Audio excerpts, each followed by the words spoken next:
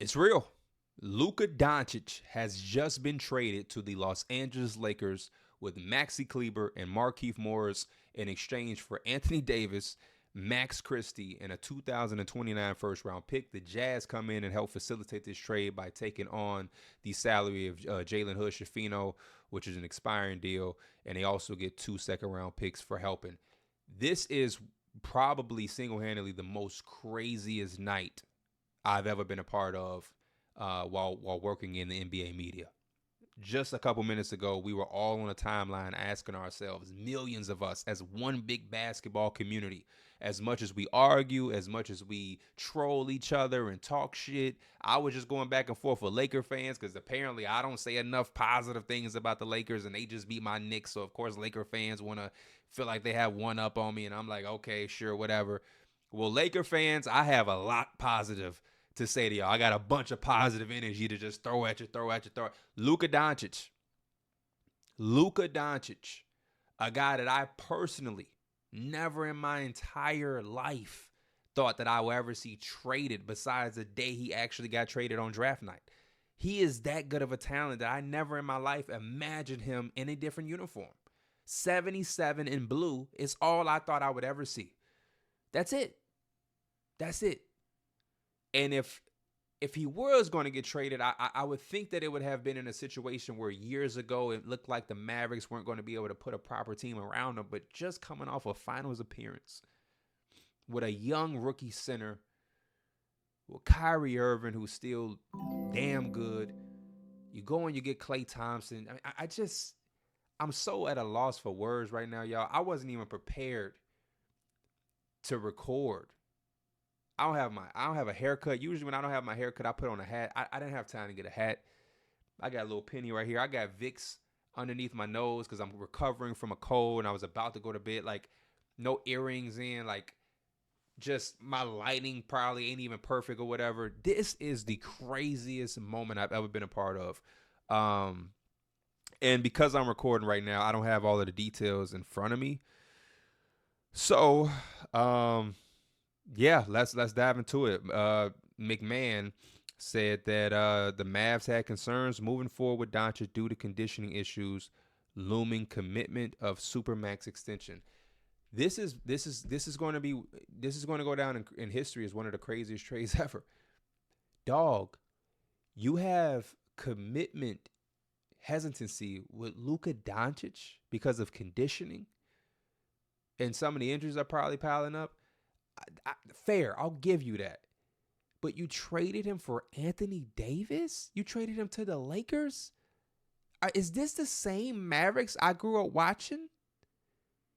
Are we like, how does Dirk feel about this right now? I know Mark Cuban sold some of his ownership. Is Mark Cuban a part of the decision making still? I thought he was. I thought part of him selling his share or a large part of his share of the Mavericks was that he was still going to be able to have some control or most of the control. Is the second apron and the new CBA rules that are now implemented, are they that detrimental that we are now going to have teams starting to do shit like this? Y'all, this team just was in the NBA Finals. And granted, the Celtics handled them very well, right? They handled them very well. I was a person on my platform on Numbers on the Board constantly saying, hey, no disrespect to the Mavericks, no disrespect to Kyrie, Luka. Y'all know I love them. Love me some Jason Kidd as a player. Rooted for him and held him down as a coach when people had nothing positive to say about him. You see my Twitch is going crazy right now because people want me to stream. They had no chance, but it was still like, wow, like, okay, Luka is good enough to take a team like this that isn't star-studded. Y'all traded him for Anthony Davis? What the like?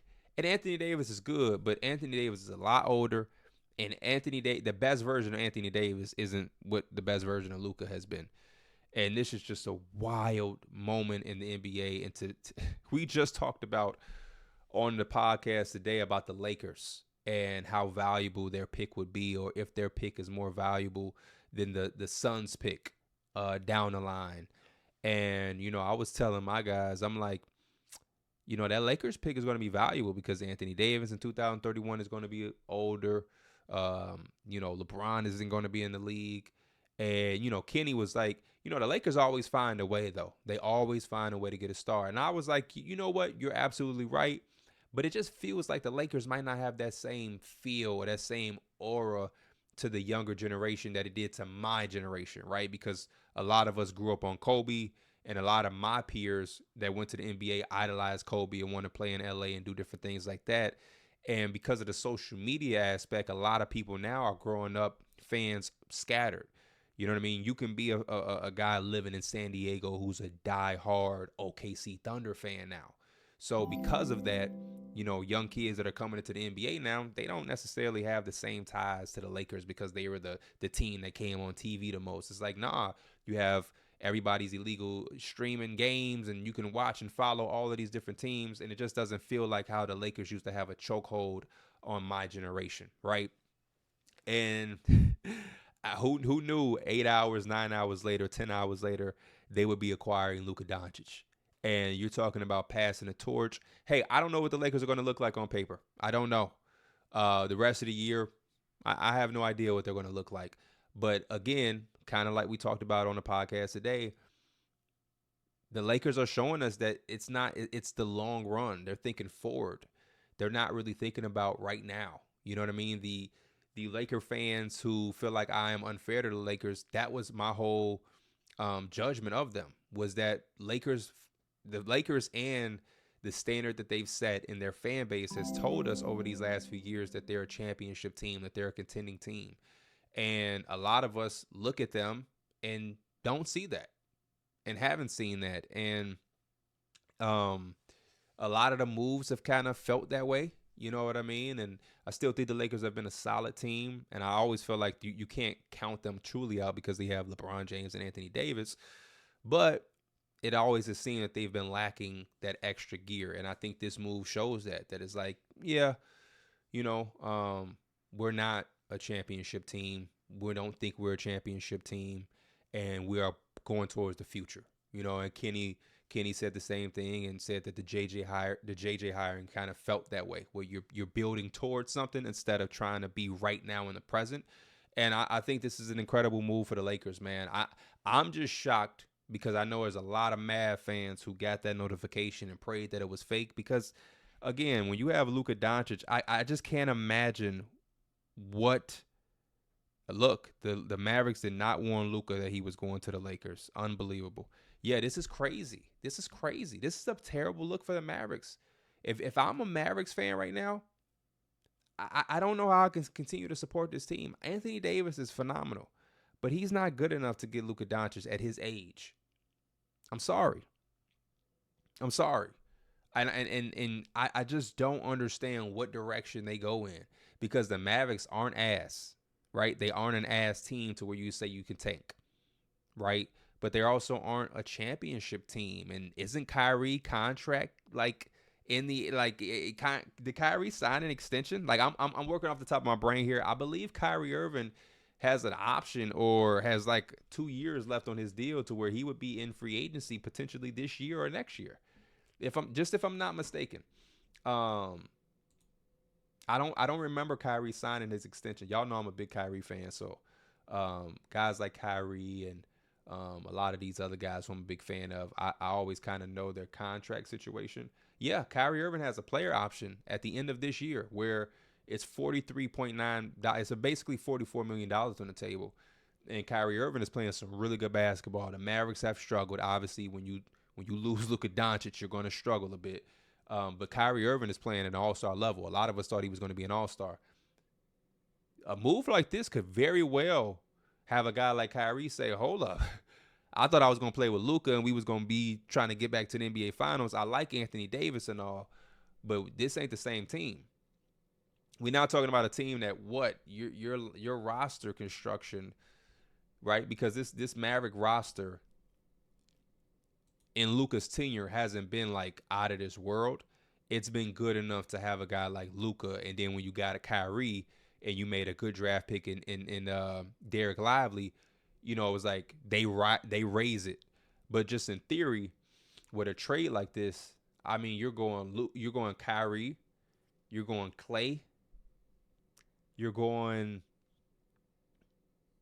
uh Najee Marshall, PJ, and now Anthony Davis, and you have Gafford off the bench, Quentin Grimes, Dinwiddie. I mean, Max Christie now, Exum. Again, not a god awful team, but not a team that like I don't know. We'll let them play, but I don't look at them as the NBA champion favorites. And now I also want to look at Anthony Davis's contract as well because I really want to know what exactly is the game plan right now. So he signed his extension. Um, yeah, it looked like Anthony Davis signed an extension because his contract is saying he has a player option for this year, but then he has also 54, 58, and 62. So yeah, Anthony Davis, it looked like he signed his extension.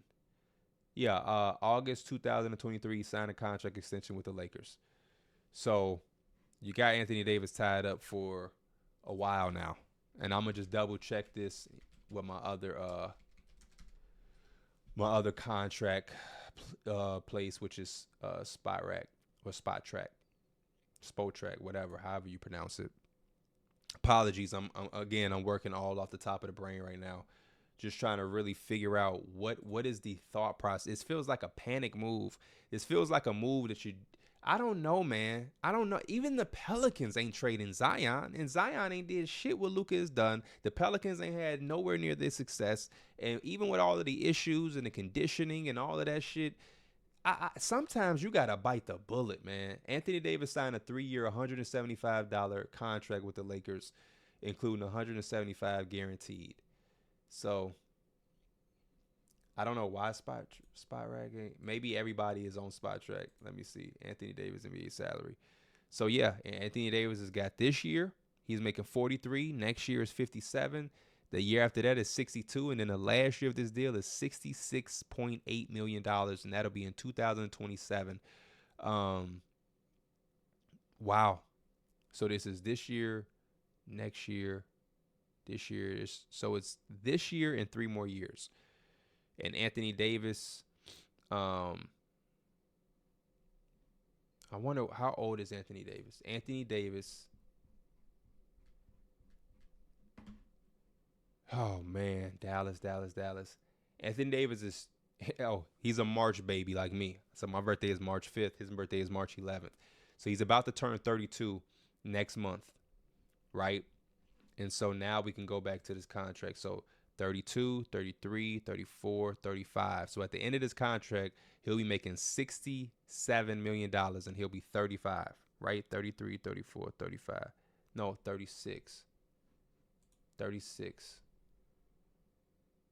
He's 31. So he's about to turn 32, 33, 34. Okay, 35. At 35 years old, you're paying Anthony Davis $66.8 million. Damn, this deal is crazy. And I don't know any pivots. I mean, I don't know what value Klay Thompson would have on the trade market.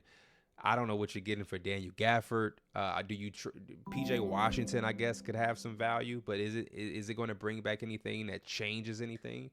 Are you looking to flip the Lakers pick now? I just feel like there had to have been more, man. Luka Doncic is a name that just brings you back a king's ransom. Like literally, there's a million and one ways that if you had to trade Luka, if it came down to this, if it really came down to this, it feels like there is so much more you could have gotten. There's so much, but you could have took this shit into the off season, right? You could have milked this shit, man. I mean, golly, this is the craziest thing. But shout out to the Lakers. Lakers, are y'all going to win a championship this year? I doubt it. Are y'all going to be as good as you probably hopes? I doubt it. But the future is looking damn bright. You got your next legitimate star. You're going to pair him with JJ Redick. They already have a good relationship. The few times we've seen Luka Doncic outside doing interviews, it was on JJ's podcast. I don't know who else can really get Luka to do sit-down interviews like that without any obligation. And yeah, as long as the Lakers right? As much as Lakers fans think I hate the Lakers or I'm a hater, I grew up on the Lakers rooting for Kobe. I had my Laker fandom days. As long as the Lakers got a guy, they're gonna do whatever they need to surround him. So you got that, you got that, you got the next guy, and yeah, you just got to be a little patient, let them cook a little bit, and yeah, you transition from LeBron to Luka. Ain't that some shit? Ain't that some shit? And Laker fans wonder why somebody like me, as a Knick fan, when I talk shit. Yeah, I do, because y'all got. I can't even go back far, y'all, but y'all have had Wilt Chamberlain, Jerry West, Elgin Baylor, George Michanin, Kareem, Magic, Worthy. Then you transition from all of that shit and go right into Kobe, and then Shaq, and then you three-peat there, and Kobe, you're able to keep him down through the dog day years. Then you get Pau Gasol, Andrew Bynum, Trevor Ariza. Then you go from that, and then you trade, you draft all the Lonzo Balls and the Ingrams and all of the D'Angelo Russells, Randalls, and you bring in LeBron, like, and then you're able to get Anthony Davis, and then you win one in the bubble, and now the shit don't really look that good. You make some mistakes, the Russell Westbrook trades, and firing Frank Vogel prematurely and everything like that, and it looks real bad, and you go from that into Luka. So yeah, when I have the opportunity to talk shit to y'all Laker fans, you damn Skippy, I'm going to do it. And I think everybody else in the NBA universe is going to do it, and I'm not afraid to admit it.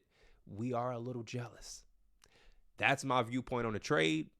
I will probably be making another video tomorrow, damn it, because it's 11:30. More information is still, every time I look at my phone, something is popping up, popping up, popping up, popping up.